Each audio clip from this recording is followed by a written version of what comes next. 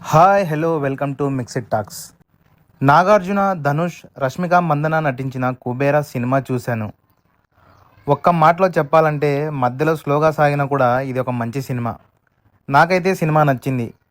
సొసైటీలో జరిగే రియాలిటీకి దగ్గరగా తీసిన సినిమా. సిరివెన్నెల సీతారామశాస్త్రి గారి సాహిత్యాన్ని అర్థం చేసుకున్నట్టు ఈ సినిమాను అర్థం చేసుకున్నప్పుడే మంచి కిక్కిస్తుంది. సినిమాలో అంత స్టఫ్ ఉంది. మా రివ్యూ నచ్చితే మా వీడియోలోకి ఒక లైక్ చేసి మా ఛానల్ని సబ్స్క్రైబ్ చేయండి. ఇంకా సినిమా కథలోకి వెళ్తే సముద్రంలో ఆయిల్ ఉన్నట్టు బయటపడుతుంది.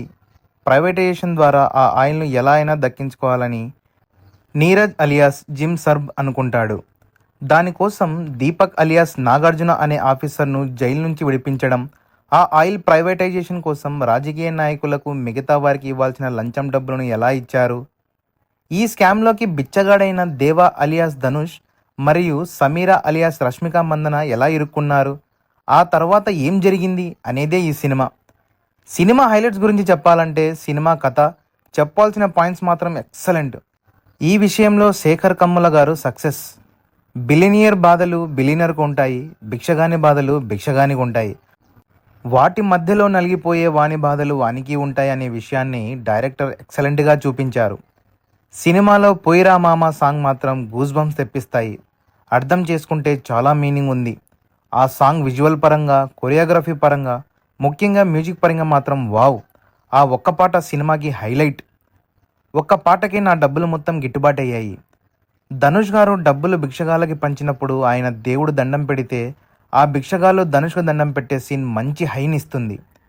బ్రతుకు కోసమే బ్రతుకు, చీకటిలో ఉన్న వానికి చిన్న వెలుగు చాలా ఇంపార్టెంట్.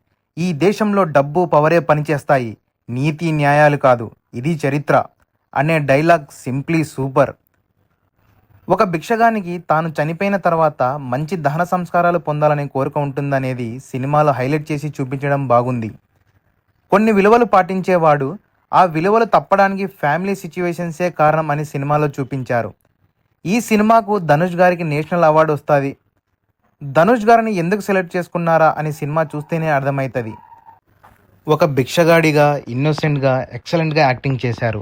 సినిమాలో ఎక్కడా కూడా మనకు ధనుష్ కనిపించడు, కేవలం దేవా క్యారెక్టర్ మాత్రమే కనిపిస్తుంది. ఆ రేంజ్లో ఆయన యాక్ట్ చేశాడు. ఆ రోల్ను ఎంచుకున్నందుకు నాగార్జున గారిని అప్రిషియేట్ చేయొచ్చు. తన ద్వారానే ఇన్ని తప్పులు జరుగుతున్నాయా అని ఆలోచింపజేసే క్యారెక్టర్లో బాగా చేశారు. ఆయన పర్ఫార్మెన్స్ సెటిల్డ్గా సాలిడ్గా ఉంది. దీని ద్వారా నాగార్జున గారికి హిట్టు పడింది.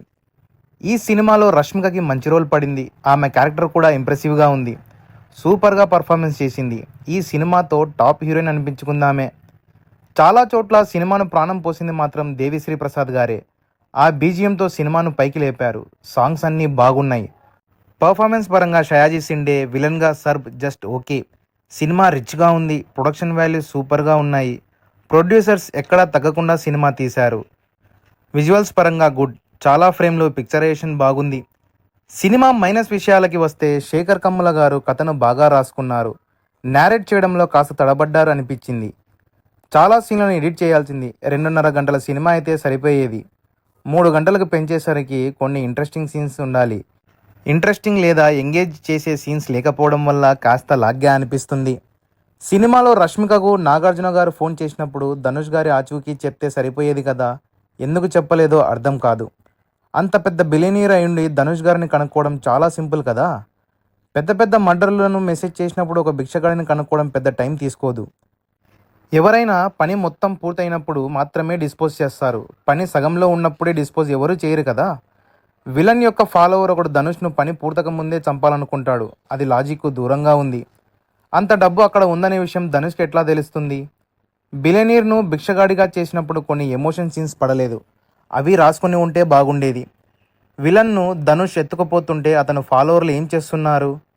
ఇంకా కరెక్ట్గా చెప్పాలంటే సినిమా స్టార్టింగ్లో 1 అవర్, చివరి 1 అవర్ బాగుంది. మధ్యలో 1 అవర్ కాస్త స్లో అనే ఫీలింగ్ ఇస్తుంది. ఈ సినిమాకు నా రేటింగ్ 3.25. ధనుష్ను, రష్మిక మందన్నను చేంజ్ చేసే సీన్లను తగ్గించి ఉంటే బాగుండు.